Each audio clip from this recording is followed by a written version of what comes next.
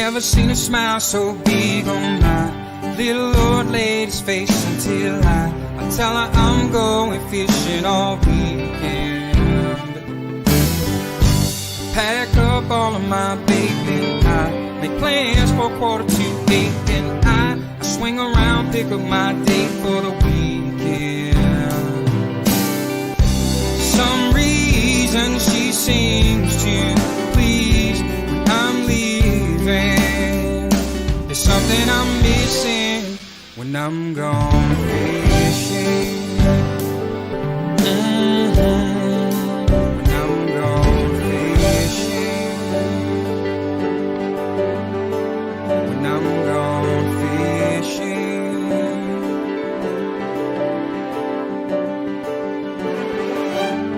Yeah, baby. Yes, sir.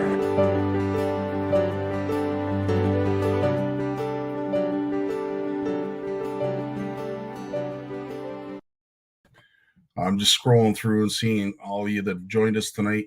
Fantastic. I love it. It means the world to see this each and every week. Our CFN community joining us for a brief moment in time each and every Monday. This Monday's going to be a little bit different. So be prepared. First and foremost, big shout out to our buddy, Big Jim McLaughlin, who is right now traveling all over Eastern Ontario by the sounds of it. He's had kind of a bad day. So if you get a chance during or after live, just send him a message. Say, hey, Jim, thinking of you, bud. Hope all is well. He's kind of had a bad day. He's not going to be joining us today. So as I said, our thoughts are with him. He's a huge part of this show and a huge part of CFN. And he will be missed tonight, but he wishes he could be here. That's all I can say. But definitely dealing with some stuff. And, of course, somebody else that's also dealing with some stuff, Chris McDougall from OWA. Got some bad news, unfortunately.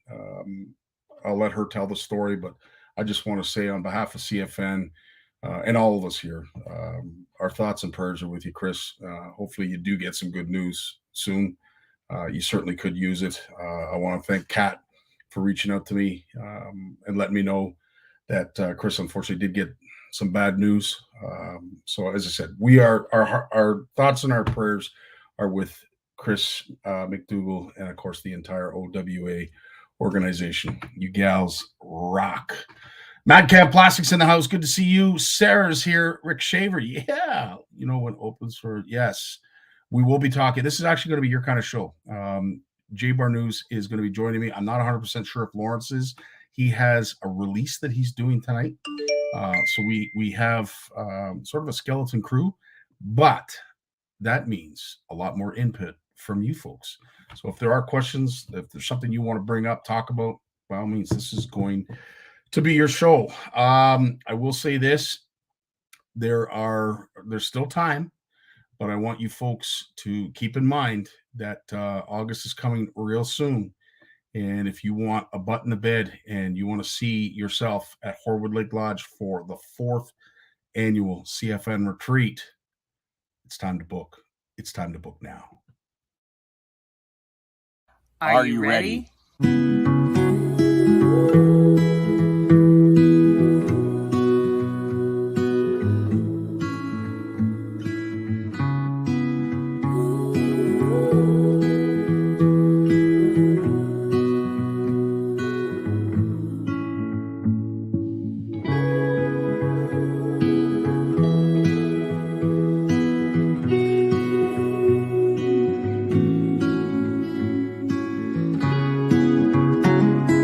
Beautiful.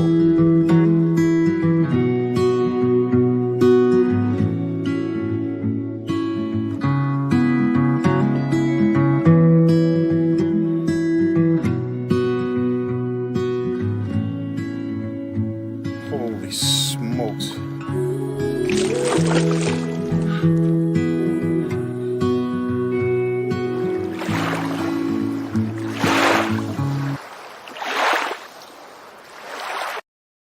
Looking forward to seeing all of our CFNers there, as well as our Ugly Boys from Ugly Boys Baits. Big shout out to them. And I'm telling you, I love this stuff that they make. All of the garments that they provide our community and the angling community at large. Ugly Boys Baits. Big soft spot in my heart for you and the entire Downs family. You guys rock. So big shout out to all of you for this. Of course, Horwood is in August. You will hopefully be there with us and enjoy a great week of fishing, great week of camaraderie, and we might share a story or two with a beverage. So there's Horwood.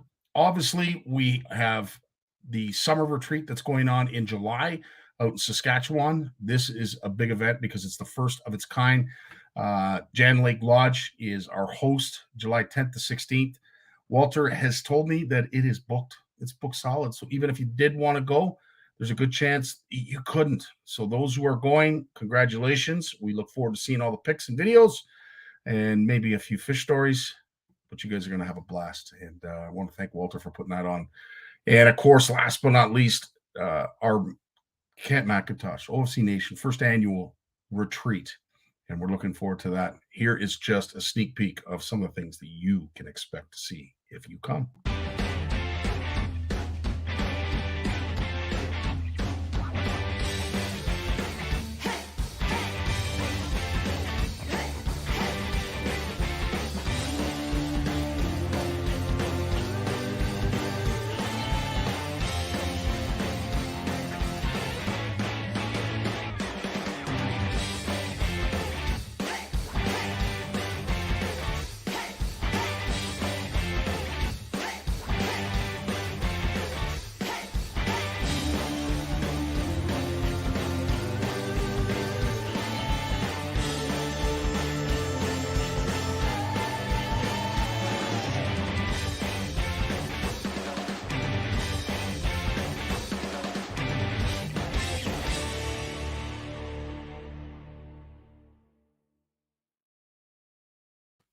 Awesome to see Barry and Sally. They're going to be going to both Jan Lake Lodge as well as Camp McIntosh. They've taken the year off from Horwood. Totally understand. But that doesn't mean they're taking the year off in total. They will be there. And we look forward to seeing Barry and Sally and all their tales on their back road adventures to and from Saskatchewan and, of course, Camp McIntosh. I have a little bit of an announcement. This is kind of exciting stuff. Just going to give you just a little taste. There's one person in particular that is really looking forward to seeing this. So I'm just going to give you a little tease. Yeah, baby. Just a little tease. We're going to be making an announcement real soon, but Fish Whip Apparel has done some wonderful, wonderful stuff for CFN, and we're going to be unveiling that real soon. But again, there's just a little teaser. Yes, that is a bow flag, the official CFN flag. Big shout out to Walter for designing it, Babs for making it happen, and soon we will be bringing it to you real soon. Also, some of you folks were reaching out to me about stickers. Some of the stickers maybe have been torn, faded, what have you. They are available. We have a short quantity of them. I want to thank Moose for getting these printed. The best way we can sell them is, of course, they're going to have to go into something hardened like this that you're not able to bend, crimple, what have you. With all of the shipping, we're going to say that you buy one sticker, it's $10. If you want an additional sticker, and it's the 4-inch variety that you're looking for, which is basically the one I'm holding, it's $1 more. So that gives you two stickers for $11. If you want the larger stickers, which is the 6-inch, that's $2. So $10 for the one, an additional $2 for the second, and then of course there's the granddaddy, the 8-inch sticker, and for an additional $5, you can pick up one of those. So you can choose whatever sticker you want as your first one. It could be the 6-inch, could be the 4-inch, could be the 8-inch. Totally up to you. $10 for the sticker, and then for every additional one, it's either $1, $2, or $5, depending on the size. That includes shipping, and we will make sure that they get to you untarnished, unharmed, uncrimpled, unripped, and in one piece. And for anybody is looking, and anybody places an order tonight at Scotty's Outdoors at gmail.com. If you e-transfer me money, I want to pass this on to you because, as I said, this is a game changer. I was out with Ed McKenzie and Tyler Brooks at Slaunch Donkey Charters and Guides, and I will say we had a fantastic day on the water. But this, I'm not just. We're not even sponsored by these guys. This is a game changer. It really is a game changer, and I want somebody to have this. So, the fifth person to place an order for stickers tonight, I'm going to add this to your order. And for no other reason, I want you guys to catch more fish. I've been doing a little bit of testing behind the scenes with this stuff, and as I said, that outing with Tyler Ed, it made a difference, a noticeable difference. I'm not going to lie, a noticeable difference. This bait fuel, and as I said, recently I've been doing some stuff that just absolutely blew me away.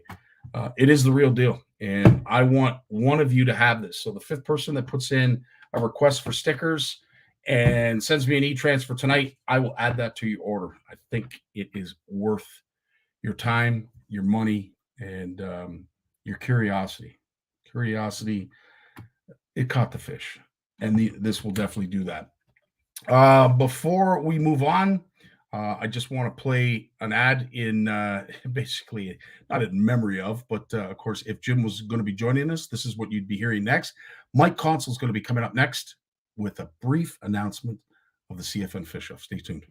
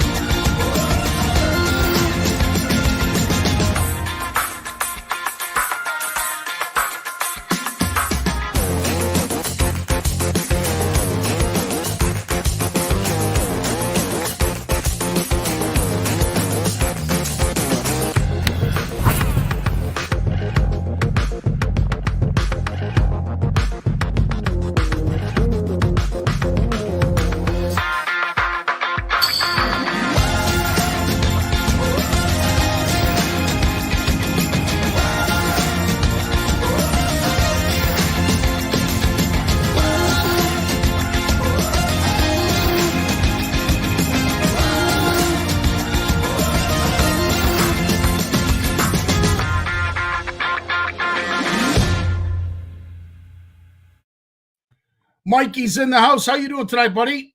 Very well, very well. How are you, Scotty? Fantastic. So we haven't got you away from a big student gala. I don't hear any kids in the background.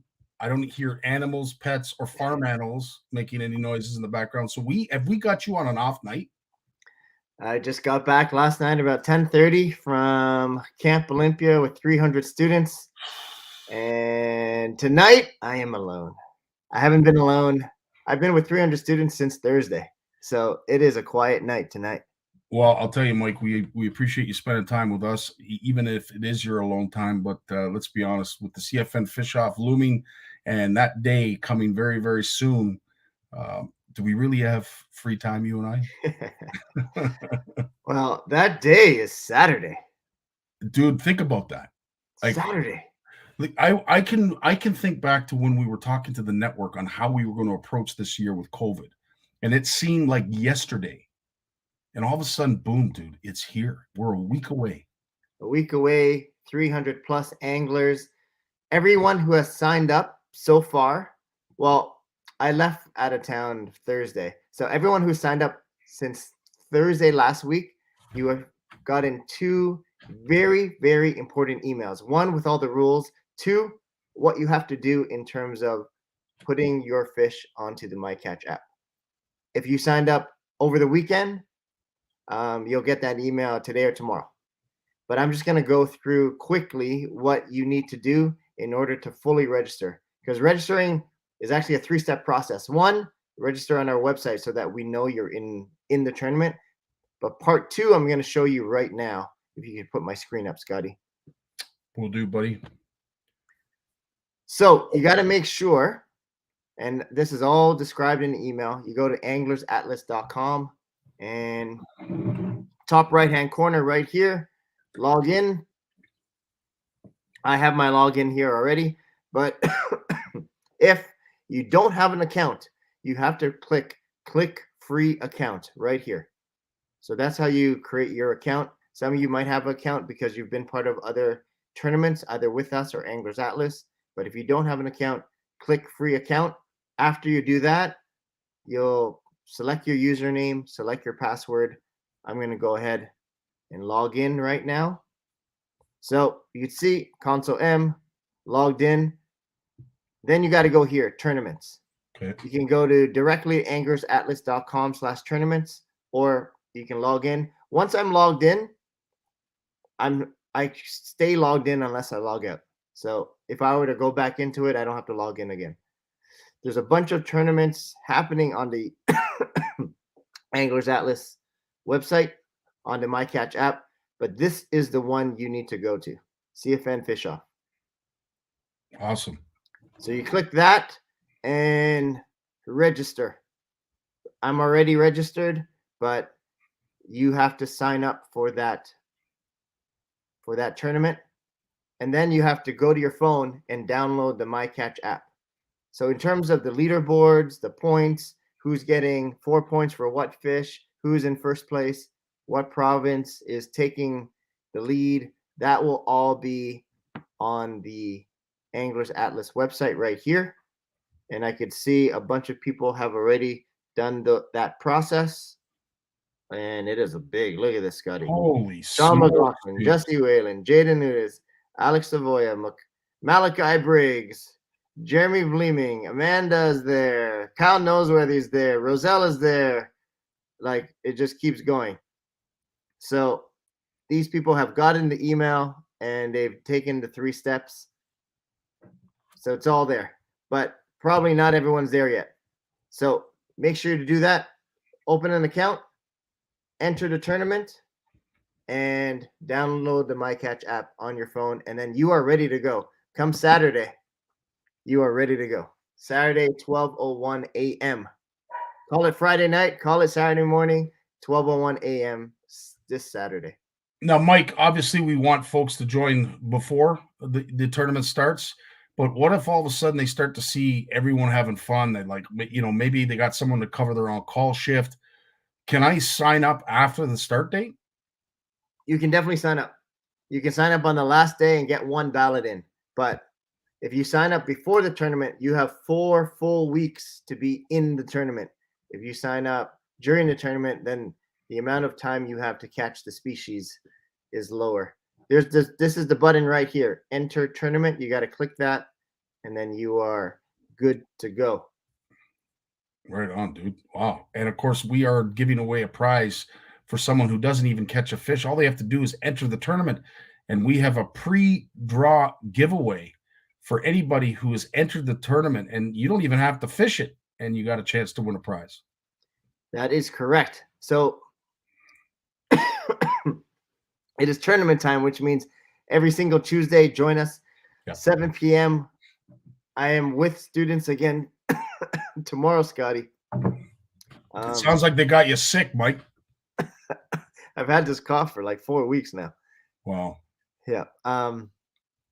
So I'm with students again. Scotty, I'm not sure if you want to run a Tourney Tuesday without me tomorrow, but every single Tuesday during the tournament, that's when we're going to give out our weekly Shimano draws. So that's all happening every Tuesday, 7 o'clock, starting next Tuesday. Right on, brother. Well, we will decide we'll see what the day unfolds tomorrow. But Mike, it's tough when you're not there, dude. I feel so empty. I feel so alone. So yeah, definitely join us every single Tuesday because we're gonna give us some free Shimano, and all you got to do is catch some fish. Jaden asked a question. I think this is probably a question that a few people have. Are there partners chosen? And can I fish still in a tournament if I don't have a partner?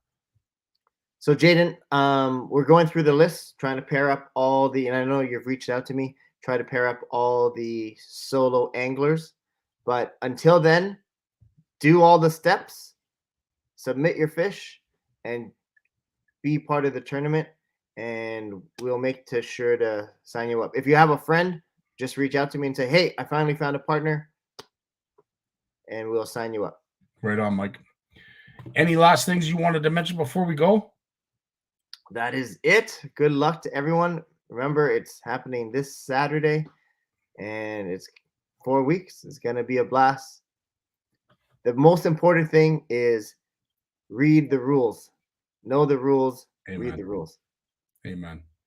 Right on. Well, Jay Barnews is going to be coming up next right after this commercial break. Mike, thanks so much for joining us, dude, and hopefully you feel better, dude. Thank you. Have a good night. All the best. Want to know the difference between power bait and other soft plastics? Ask the fish. Berkeley scientists have thousands of flavors tested on thousands of fish. Natural, man-made. Every bait that's ever hit the water.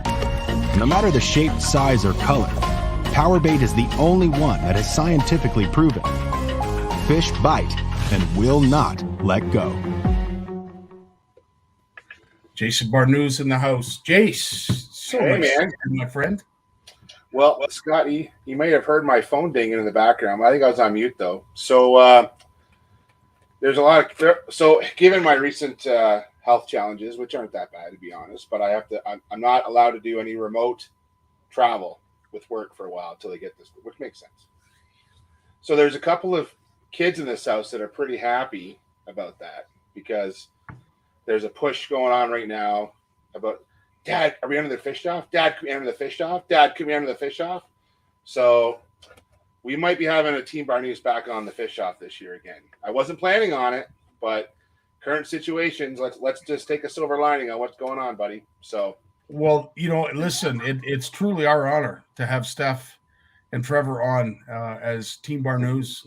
And listen, I know the apple doesn't fall far from the tree when it comes to Trevor, but I think Stephanie's got a big fish up her sleeve as well. So, Steph, I'm pulling for you. Oh yeah, she's she didn't catch a lot of. Now I try and tell her that, Stephanie, it doesn't matter about the size of fish all the time. Like, it's about.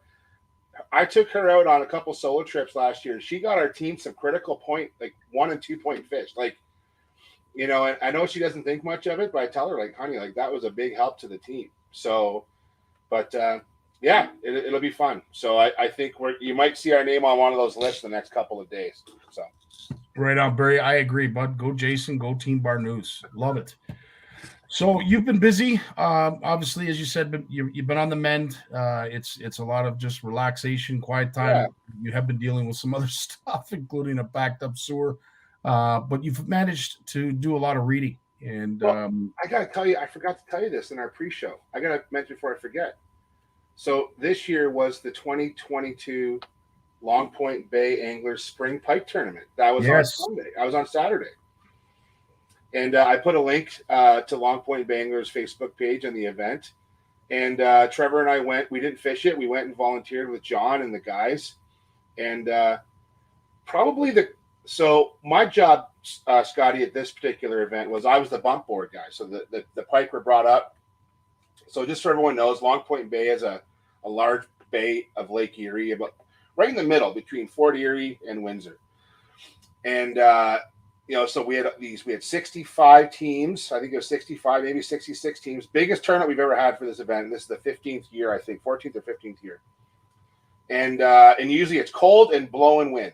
Well, dude, it was basically flat calm as Erie goes. And it was hot. Like, I actually put sunscreen on. I actually wore like a sun shirt and it was crazy hot. So at the end of it all, probably Trevor took on the worst job of all the volunteer jobs at a tournament. He was the scriber on the board. He had the Sharpie and the board to write all the weights in as they're getting called out. No way. Yeah, and dude, so having gone to tournaments, and I'm going to say, you always know this, man, the 99% of people that are there are great. There's always that 1% that are complaining about this or that. And I'm like, if he gets distracted, he's 14-year-old kid. If he gets distracted and writes down the weight wrong, it's going to be ugly. Like, I'm a little worried. Kid did a great job. So kudos to Trevor for being the scribe. So Trevor was the scribe. Jesse was the weighmaster. I was the bump board, and Jesse and I just kind of work off each other. We caught over 120 pike, released them back to the waters of Long Point Bay, courtesy of the Long Point Bay Anglers live release boat. And there's a few pictures of the boat in the link that I sent. So it was cool, man. It was great to have an event like that. Like, we had a crowd of people. There was a food truck there selling pierogies. Oh, wow. Dude, it was just a great, sunny, awesome fishing day. Now, So, you said 120 pike were caught? yeah. Yeah, I think it was over 120 pike were caught in that event. Biggest pike was over 12 pounds. Winning weight was just over 19 pounds. It's a 2-fish limit. LPBA keeps the limit down to 2 because we don't want to bring in too many fish. Because pike and walleye get a little more stressed than bass do, right? 100%. So, but yeah, and to hear how people caught them trolling, casting. There was people there who. What's great about the event on Saturday was I didn't recognize half the names. I love that. I love that. Like, there's so many new people coming out and participating, and people even brought up, like, they had to have a couple of hammer handles in their bag, and they're like, I just want to weigh my fish. And they're there with their son or their nephew, and a couple of local kids. They had their first boat. They're like 15, 16 years old. They fished in it. It was like the Wild West out there. It was amazing. Really cool. That is awesome. And you know what? Let's celebrate it as getting back to what we consider a norm, and having events like that where we can gather and build community, but have a great time. And for Erie to lay down and be dead calm like you're suggesting, it was meant to be, dude. It was just meant to be. It was the best weather. I've been out there for this event before where it has been snowing, like +5. East wind, 30K, where we probably should have canceled it, those kinds of days. And to be down there and just enjoying a nice so our next big event down here is Bass Opener on the 4th Saturday in June. And there's a big event planned out of Turkey Point. And I said to John, he was on the chat, I'm like, I just light a candle that we have this nice a day for Bass Opener, because that would just be fantastic. So. Yeah, Barry, you have definitely been busy up in our North Country catching all kinds of pike. But I'll tell you, Lake Erie, Long Point, that bay, they hide everywhere. And for your anglers to be able to catch over 120 of them, now one thing that's cool about Long Point Bay, Scotty, is that half of the inner bay of Long Point, and if you go on the Long Point Bay Anglers page, you can see a map. Half the inner bay becomes a sanctuary. It's one of the few open water sanctuaries in Ontario. And it's one of the best smallmouth bass spawning areas in Lake Erie. Absolutely. And so it's very cool that they still have that sanctuary and it's respected.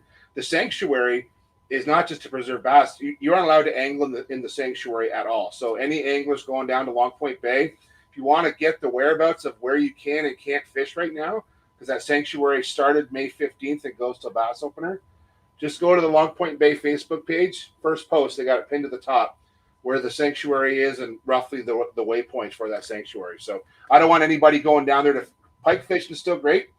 There's still lots of pike to catch down there. Perch fishing's heating up, but you got to stay out of the sanctuary now. 100%. And yes, you are 100% right, Richard, especially this time of year. Pike tastes good. I've eaten a pike since I was a kid because the family here was kind of leery on eating pike. And this winter, I cleaned one of the pike Trevor caught through the ice, and he's been on me to catch another pike and clean it. Like he's like, Dad, when these are cleaned right, they're really good. I'm like, yeah, sure they are. Like, they're excellent table fare. Excellent. Especially in the colder water. Yeah. Nothing like eating pike out of that colder water. When we go to Camp McIntosh, you'll have a hard time, honestly. Anybody that does come, we will have a fish pike. You will have a hard time deciphering what you're eating because you'll think they're walleye. Yeah, they're just as good. Yep, I agree. So speaking of walleye, let's talk about walleye, Scotty. Oh, I think I could do that. So we had a great.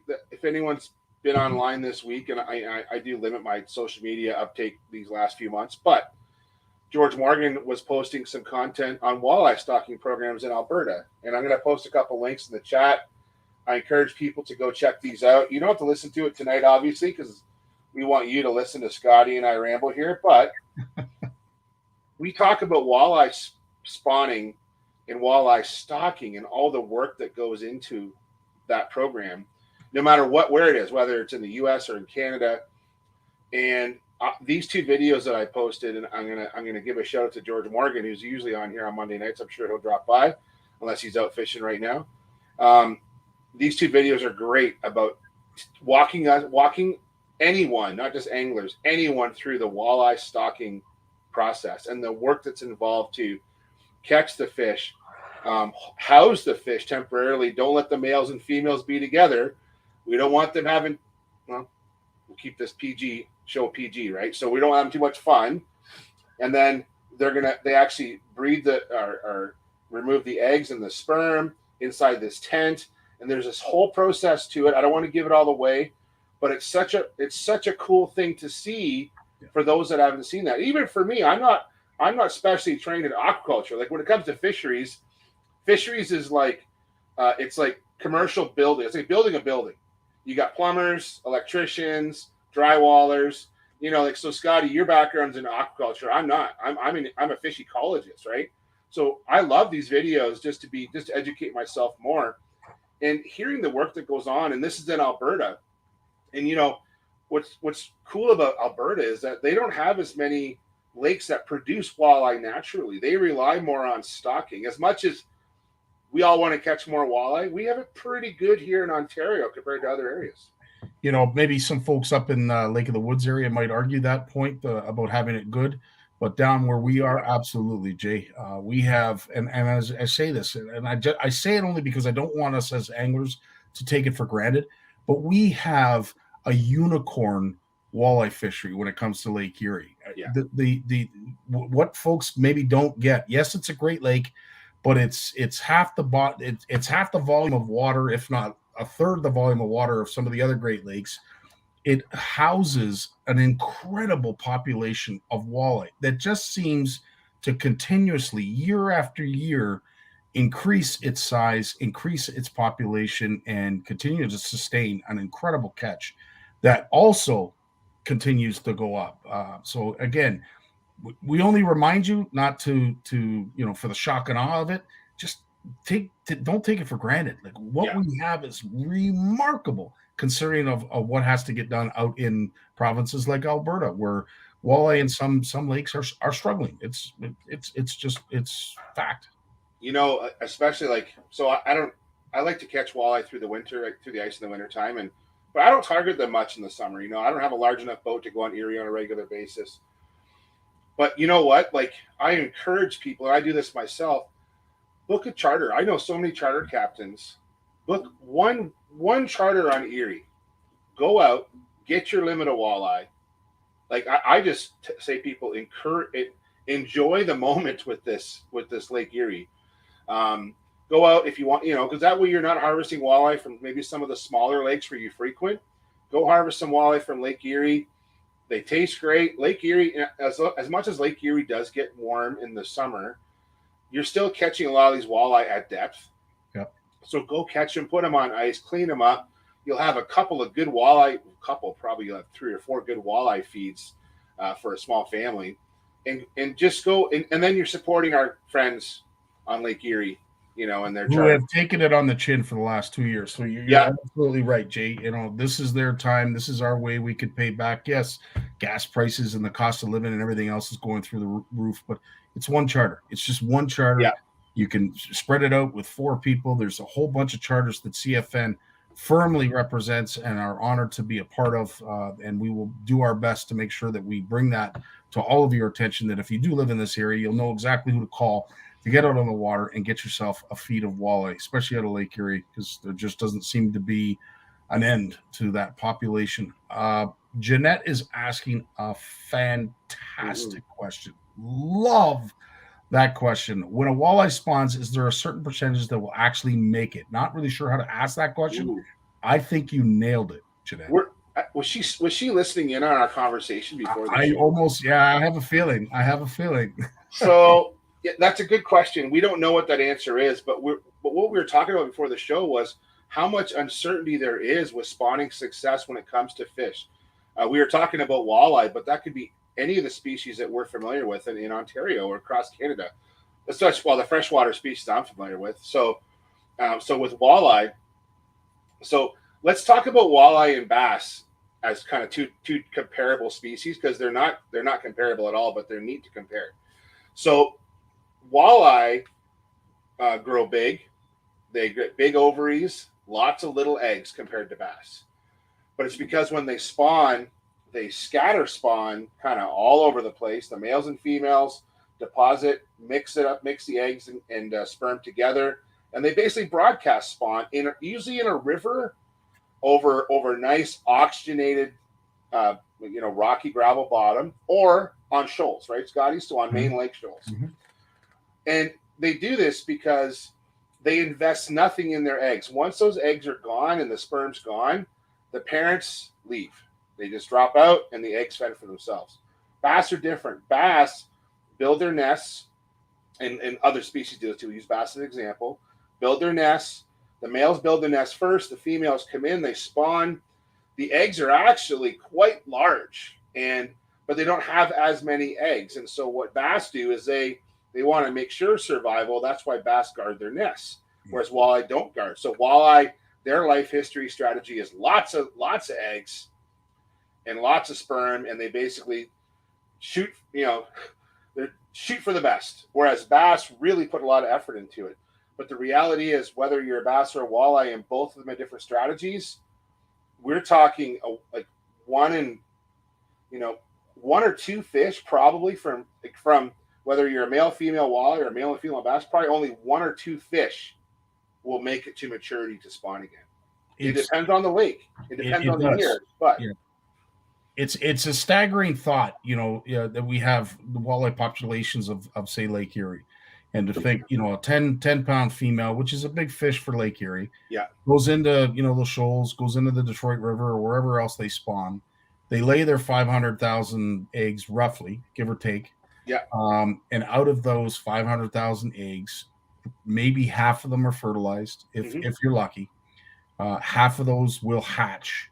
And as the increments continue to go down, as Jay just alluded to, sometimes a 500,000 laid nest of eggs from a walleye, only one of them will survive to adulthood and reproduce again. So again, we understand how fragile these fisheries can become based on those numbers and those numbers alone. And it's also, we talked about this too, that you can have as many walleye as you want in the lake, but if you don't have the habitat for them to spawn on, to have spawning habitat, or to have the necessary food, because especially walleye and northern pike and muskie are hard to raise and breed because they eat each other. Once the yolk sacs are absorbed, they go on the feed bag. And, Scotty, you've told me stories about ponds where they just literally eat themselves till they're gone, where there's like a couple fish left because they literally ate each other. And you have to get rid of them. You have to pull them out of those ponds. And if you're going to stock them, go stock them when they're small. Yeah. Because if they get too big, they just eat each other. And all that money you invested in food and time is gone, literally, because they ate each other. And really all it has to happen is you get an irregular sized fish. So for instance, as the yolk sac is absorbed, some fish are a little bit more aggressive when it comes to feeding. So they tend to be a little bit larger than some of the more meek fish that aren't feeding as aggressively as the rest. When you get that imbalance in size, that's when the cannibalism takes hold. And once it starts, you literally might as well just flip everything in the tank out into wherever it is that you're going to stock, because by the time you want to harvest them as fall fingerlings, there's maybe 5 of them left in the pond. They're all this size, mind you, but there's only 5 of them left. Yeah, and even in lakes, if there's not enough forage, they'll eat each other. It's hard to manage a fish like a walleye because of that whole ecology they have, where they just eat each other and they're ravenous. They need a lot of energy. They grow so fast and they're so predatory that it's hard to manage them, because we're talking about Lake Erie and like the Great Lakes walleye and how the populations are strong, but in the same zone, you might have, or sorry, like let's take zone 17, where you have everything from Rice Lake to little Kawartha lakes in the highlands up near Apsley, right? Yeah. Those lakes are tiny. Yeah. And you're managing them the same way. And it's hard. It's really hard. You don't want to micromanage lakes. If we micromanage lakes, if we had enough data on every lake, Scottie, which would cost, let's not pretend that, let's pretend it's limited, unlimited budget of money. You and I are going to be the walleye gurus of Ontario, okay? And we're going to survey every single walleye lake, and we're going to come up with a plan to make every single walleye lake the best, okay? But that might mean there could be 4 lakes on one cottage road, and that might mean 4 different plans. Nobody wants that, because you can't have 4 different slots and 4 different seasons, and we might have to close one because maybe it's good brood stock there, or maybe it's been so fished out we're going to close it, or we're going to make those cottagers mad, right? So it's so hard to manage walleye across such a large area. Well, George says it best, but Corey, I do appreciate some of your comments here. And yes, I have been told that blue cod do act very similar to that of walleye, which it's interesting point that you make. But you're not the first person to say that to me. But George, you know what? He hits the nail on the head. Fish are easy to manage. They do fine by themselves. It's the anglers who are hard to manage. Hey, it's the doctor's greed, right? The greed theory from Gord. We've talked about that on the show several times. We're greedy. We really 100%. Are greedy anglers. Like, when we get talking about so many different species, I know that friends of mine who were strong advocates when they went to 2 rainbow trout on the Lake Ontario tribs, which wasn't that long ago. A lot of the data suggests we should go down to 1 or none if you want to see really good returns on those fish. And they settled at 2 because you're balancing those sort of biological, ecological, and their social economic impacts there, right? And, could you imagine some people if you said, the Ganny is going to be solely catch and release only, but we're going to have the best steelhead returns you've had in 40 years. Would you think that there would be buy-in to that? I don't think so. Not enough. I don't think so either. Not enough to make it change. Not enough. No, I don't think so either. So with George here, an interesting thing that I talked to Jay about before we went on live tonight. We had a legacy chat last night, and Mark Beeler brought up something that was really, really interesting. We all understand that, if walleye or any fish for that matter don't lay their eggs, in some cases they will reabsorb them, and they will do so for the sake of energy. Whether it's a bad weather front, the water just didn't warm up. The eggs, were created in the female, but unfortunately, spawning just wasn't it wasn't conducive for this year. So these females will absorb their eggs. Now, Mark caught, it was a smaller fish, not a large fish by any means, but I'd really like to hear George's take. When he cut it open, the eggs he found were very small, which, as I said to Mark, they typically are. They're not very big. They're actually surprisingly small. But usually when they get to the point where they're absorbing them, they almost go to like an opaque, incandescent color, like a white bone color. What Mark noticed is they were pink, much like that of a trout or salmon egg. Very interesting. Never heard of that. But I'd love to hear George's take on what that could be. We'll let George respond. Well, while George is responding, I'm going to mention I saw a note in there from Barry about how bass are open year round in some parts of Ontario, and that's actually done by design, everybody. So there's a lot of lakes north of the Trans-Canada, like we'll talk about, like up like Espanola up towards Timmins, like basically that northeastern Ontario, and even parts of northwestern Ontario where bass are open year round, because bass are native to some of those lakes. Yeah, and they can decimate native lake trout, brook trout populations, and other native species. And so by having them open year round, it's a management tool to manage bass, to help protect or sustain natural stocks of native species. So the anglers who are targeting bass in those areas are doing biologists a favor in a way, right? But if you want to maintain trophy bass fisheries, maybe you don't want to harvest as many fish out of those places. So, it's up to the angler to make that decision. But you're right. And I see with this weather right now, there's been some great catches coming out of Zone 10 and other of those northern zones of bass right now, and it's awesome. It is. It's awesome to see. Mike, it's funny you mentioned this. Good for me about that. Jay's idea of a catch and release Ganny fishery. Yeah, too many slaughter just for the eggs. But I would have to say, Jay and I talked about this sort of offline. Based on what I've seen on social media, and forgive me if I'm incorrect, and there has been times when I am. This has been a very good year based on what we have seen put forth on social media. There was not that total disregard that we have seen in years past to trout and taking out the roe and leaving the carcasses on the shore. It was a lot quieter this year. I really believe that too. Like with social media, anybody with a camera now wants to out everyone they can. Is that a nice way of putting it, Scotty? Okay. Yeah. And it was a lot quieter this year on the. Now at the same time, maybe I've trimmed my social media diet down quite a bit, but it honestly, and even what I saw around here locally, I saw a lot more fishing pressure on some of the local tribs that I fish and other tribs too. Some of that, the weather played into it, what was fishable and what wasn't fishable on certain weekends. But I saw what I think is a lot less harvest going on. So, yeah. And Mike, that could be it as well. More guys speaking up and taking on and being stewards of the land and water. 100%. I agree. So there's George's answer.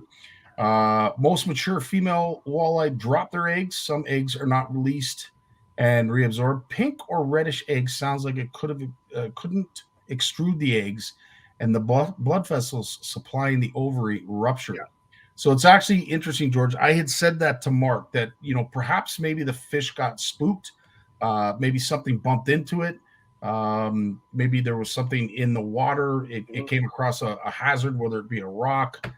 Who knows? But yeah, I had to agree that it was something internal that created that tinge, that pink tinge that, of course, was blood, because I can't think of it being anything else. But that's fantastic. Thanks so much, George, for answering that question. Thanks, George. You have continued to add so much information and knowledge to our live. One of these days, we're gonna have George on here, Jay. And I'm sure. Although, like George and I both work for different agencies, but sometimes you have to be careful what questions you ask. Yes. So, there's been some great comments here though about Barry's talking about smallmouth bass fishing. Steve mentioned a lot of trout were spawned up before opener. Yep, Steve, you're right. I think a lot of in the smaller systems, I think a lot of fish were spawned up before opener. Most of the pictures I saw were skinnier drop back fish, which was nice to see. Lots of pics of bass from Zone 20. Yeah, a lot of folks taking advantage of the Zone 20 catch and release season. Yeah. And as we get closer to bass opener, we'll talk about the delayed season on smallmouth bass in Lake Ontario now, because I know that was new last year, and I think that's going to be a challenge for some. Just people forget about it. Yeah. It's one of those tricky regulations that I'm happy they have it because it makes biological sense because the smallies spawn so much later than the largemouth. Yeah. But it's a tough one on anglers because there's still a lot of anglers have a tough time distinguishing between smallmouth and largemouth bass. Like it's not a majority issue, but I think that there's a good percentage that have a tough time distinguishing the two of them. So, Jay, question I have for you, the obvious question: do smallmouth and largemouth spawn at the same time? It depends on the body of water. Okay. So what the research, and I don't want to get the information wrong, but in Zone 20, which is primarily Lake Ontario and the St. Lawrence River, they delayed the opening of smallmouth bass by 2 weeks from largemouth bass because the data suggested that in the areas where smallmouth bass are spawning, typically they don't spawn until 2 weeks after largemouth spawn. And so let's say largemouth are spawning by late May, early June. Smallmouth bass are still on their beds, their nests. In mid-June, so when bass season opens the fourth Saturday in June, the smallmouth are still nesting. And so they want to be able to allow anglers, because as much as anglers morally shouldn't bed fish, it happens. And so we got to get anglers off that mentality of fishing for spawning smallmouth. So basically, we don't allow them to fish for spawning smallmouth by changing the season. That's what happened, right? Right. So, yeah. And of course, smallmouth being very close cousins to the largemouth, the female or male protects the young once they're hatched. Yeah. So the males guard the nest, and in fact, what's worrisome right now, we talked about this before the show, is the warm weather we're having right now. Is we're actually seeing bass starting to stage. I've seen some pictures this week. Friends send me pictures where the bass are. It looks to be like males are up digging nests and preparing, and fish are maybe not breeding yet, but like getting ready to, because the water temperatures are getting close all of a sudden. But I think you're going to see a stall in that. Like we have some nice weather coming end of the week, but our seasonal temps right now are typically around 15, 18 degrees Celsius for daytime highs, not this 28, 29 that we've had. Oh, so Sunday was unbelievable. I couldn't get over how warm it was on Sunday. The trouble with bass is that once they spawn, they commit to their nests. Yeah. And I've seen it on Lake Erie where if you get some serious weather swings during the peak period when the spawning's done, males are nest guarding, it takes a lot for them to abandon their nests. And in some cases they won't. Yeah. And to their own demise. Yeah. To their own, and even in a good year, males don't feed much during that time. They really risk their physical well-being just to guard the nest, literally for days. The warmer the weather, the better the weather, the shorter that hatch period is. But if you get some weather swings, you extend that hatch period and you can affect the fitness of those males. So it's a really critical time for bass. And anglers, we have to respect that. That's why there's that delay in the opening with smallmouth on Lake Ontario to allow those smallmouth more time to spawn. And why is it only in zone 20? I'm going to throw it out there that's the only place where we actually have data like that MNR has been able to use. Yeah. I'm going to guess that in other jurisdictions, other zones in Ontario also have that. They can see that delay spawn, but there may not be a sufficient information to justify a season change yet. So 100%. Mark, that is a fantastic question, and I have heard varying answers to this question. I have heard extensive periods of time if fish are left alone. In a lot of cases, what happens is we ruin it for the fish. We either hook the adult, we stomp through their spawning grounds, we spook the fish. They are resourceful. Those male fish that are sticking by the young, but how long do they stick by, Jay? I don't know if you know, but maybe George. It's really going to depend on the environmental conditions. Yeah. So typically, the male bass is going to wait until the fry have swum up, and you'll get that little cloud, and then after a few, and I say days, but it could be a couple days or a week, where as they grow, that cloud kind of disperses, and then the males will leave. But the whole process of laying the eggs, fertilizing the eggs, guarding those fertilized eggs, the fry, the swim up, the cloud, the dispersal, that could take anywhere from, a few days to maybe 10 days. It depends on the water, like on the water temperature, on the weather. Like there's so many things that affect that period of time. So Mark, it's hard to say exactly how long that is, but it varies from lake to lake probably, and I'm going to bet that smallmouth guard their nests for a longer period of time because they're typically in cooler water environments than largemouth are. Like largemouth are pretty awesome in terms of their spawning ability. Like dude, like they'll I've seen them lay eggs on beer cans, like in tires, on logs. Like they'll just clear out a spot where it's like I've seen them go down to in a back bay where they've actually cleared out the silt on top of the yellow water lily roots. They look like crocodile skins, okay, like those big tubes. Yeah, I've seen largemouth bass spawn on water lily roots, on the yellow water lily roots. Like, but smallmouth, they need that sand and gravel, which is usually out deeper water, a little clear water, and so it takes longer for those smallmouth to find the right places. So it's variable. Yeah, the definitely resilient, Mark. They are, and I do remember a time when it was almost encouraged that if you had any like old tires, that you cut them in half, lay them down so that they would create beds for the bass, and then all of a sudden somebody recognized that, oh, we better not have said that because now we've got tires littered all along the shoreline. But I do remember, especially trailer tires. Trailer tires were the best form of habitat. If you cut them directly down the center all the way around, lay it down in 3-4 feet of water, those sometimes were the best nests for bass. But unfortunately, it is still polluting. Jason, what about hybrid fish? Sean is asking.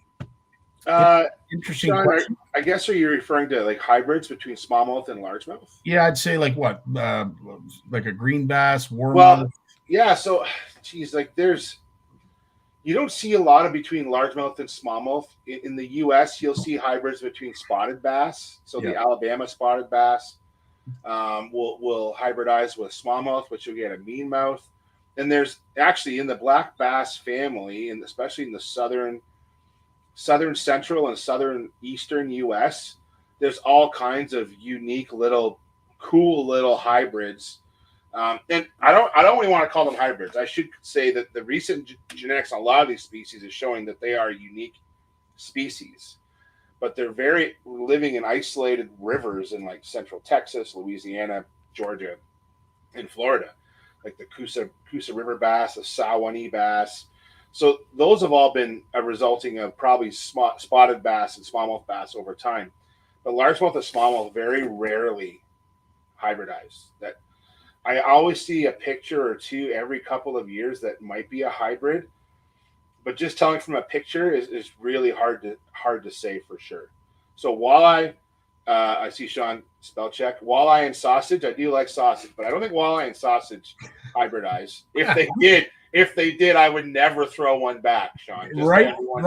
Close your eyes, Sean. Are we talking like a maple bacon sausage with walleye? Like I like bacon wrapped walleye, but if you're gonna taste like sausage too, but no, sawguy, I think those hybrids do exist, and those are more common. And I can't say why that is. It could be because remember, walleye are part of the perch family, not part of the centrarchid or sunfish family. Where interbreeding might happen more in the perch family than in the sunfish family. So. 100%. Mark, there's clubs out there that have done some great shoreline work for habitat by putting all kinds of gravel and down. It's not to say that it doesn't help bass. Yeah. It certainly helps, like things like walleye. They love that windswept gravel.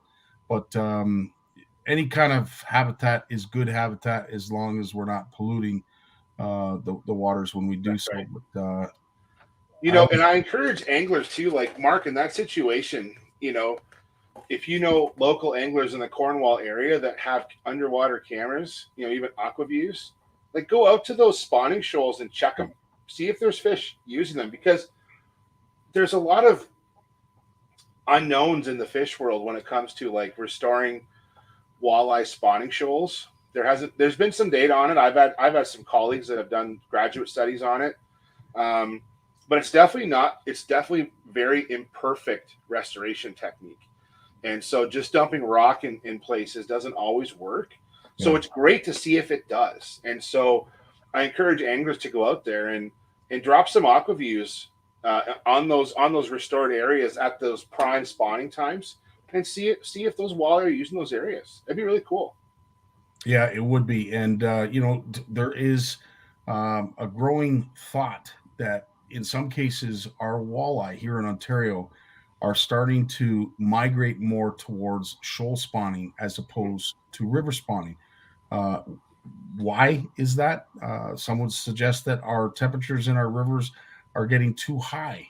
They're not exactly perfect for walleye. That some of the, so for instance, Bay of Quinte walleye might be spawning on the shoals as opposed to coming into some of the rivers that they used to. It's not to say that they're not anymore, but they're not coming in great numbers. And there is an argument that's been put forth, and I know Ed McKenzie's mentioned it a couple times to me, that there's some belief that these fish are spawning on the shoals out in the bay. And I think that in Bay of Quinte, Scotty, like now, so we've read lots of articles, and I've talked on this show a lot about the acoustic transmitters that are out there now all over the Great Lakes, and we're through the GLaDOS system, where we're tracking all kinds of different species all over the Great Lakes.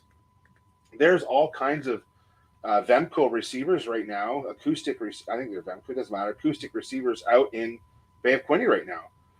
We're seeing there was data published last year through Bruce Tufts. It was a master's project. The grad student in his lab published walleye movement data in the Bay of Quinte, and it shows it shows the movement of the fish into the bay, and it even showed the average size of fish. And they took the bay and broke it up into like Trenton, Big Bay, Desert. I haven't showed you that, Scotty. I haven't showed you that paper. Oh, gee. Well, you and I have to. Wow, that would be really cool. And it's the first time where I've actually seen like size classes, so that it actually tracked them through the winter too. So if you're an ice angler, this will actually kind of tell you that where those big fish are, and it's just the ones they tag. We're not talking the entire population, but certain fish are moving at certain times and staging, like at the mouth of the Moira, at the mouth of the Trent, because they broke the lake up into zones, and you can see like the fish they broke them up by zone basically. So it's not definitive what those fish are doing, but it's definitely unraveling what are the seasonal movements of walleye in the Bay of Quinte. Really neat science. And that's honestly, and I forgive our community for it being a walleye laden show. But as I said, unfortunately, when you put Jay and I in the same room, there it is. George found it. George, you're the man. Spatial ecology, Bay of Quinte walleye, annual timing, extent, and patterns of migration in eastern Ontario. Boom. Yeah, that's the link right there. But I'm looking forward to seeing that, especially when it comes to the size. Yeah. Very, very cool information, George. Thanks so much for sharing that. Yeah. Well, it's near the end of the hour. Jay, I thank you so much for joining us. Our thoughts are with, of course, Lawrence, who was doing an unveiling tonight, and for Bluefish Canada, and of course our buddy Big Jim, who's running all over Eastern Ontario, but sounds of it, in what they are having, by the sounds of a wicked thunderstorm. Mark, you can attest. I would assume you're out that way. It sounds like you guys are just getting. Yeah, I was thinking about Lawrence and Jim. There was some of the weather alerts I was getting, possible rotation in areas between Kingston and Ottawa. I was thinking they just wouldn't be on tonight because of the weather. I'm not lying.